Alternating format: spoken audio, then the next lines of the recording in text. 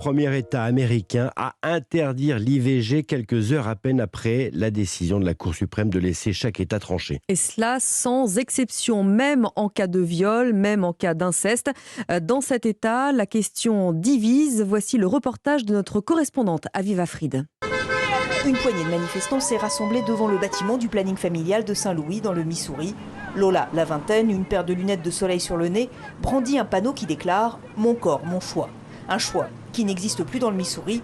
L'État est le premier à avoir interdit l'avortement, même en cas de viol ou d'inceste.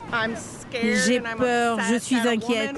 Une femme pourra être violée et elle sera obligée d'avoir l'enfant.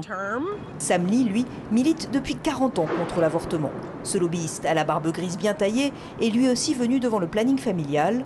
Entre deux interviews à des médias du monde entier, il savoure une victoire qu'il n'attendait plus.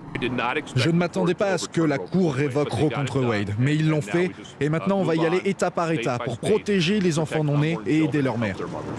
À 20 minutes de voiture de là, de l'autre côté du Mississippi, un autre État, l'Illinois, qui est comme un autre monde. Un monde où l'avortement est toujours légal et que Brian Westbrook, fondateur de la Coalition pour la vie, entend bien faire plier. On vise les 29 centres d'avortement dans l'Illinois. Comment peut-il y avoir un impact? On peut vraiment changer la culture en Illinois.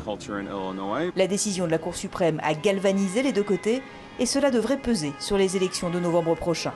À Saint-Louis, Missouri, Aviva Fried, Europe 1. Et la ville de Saint-Louis, qui est tenue par une maire démocrate, annonce débloquer $1 million justement pour aider ces femmes qui voudraient avorter pour aller dans un autre État. Et puis les nègres pour le